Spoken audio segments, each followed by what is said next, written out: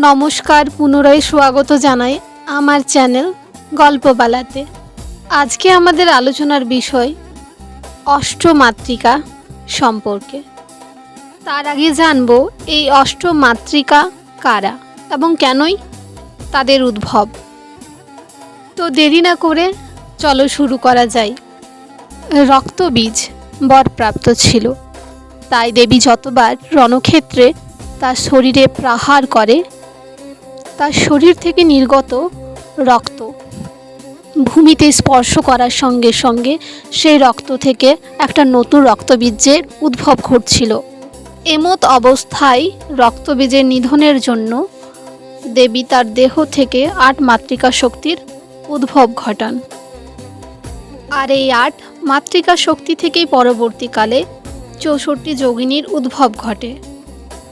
যাই হোক, এই বিষয়ে আমরা পরে আলোচনা করব। এবার আমরা জানব ৮ মাতৃকা শক্তির নাম। ৮ মাতৃকা শক্তির একজন মাতৃকা শক্তি হল ব্রাহ্মিণী। দ্বিতীয় মাতৃকা শক্তির নাম হল মাহেশ্বরী। তৃতীয় মাতৃকা শক্তির নাম হল কৌমারী। চতুর্থ মাতৃকা শক্তির নাম হল বৈষ্ণবী। পঞ্চম মাতৃকা শক্তির নাম হল বারাহী।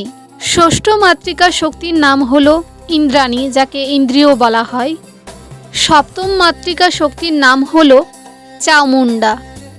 অষ্টম মাতৃকা শক্তির নাম হল নৃসিংহী।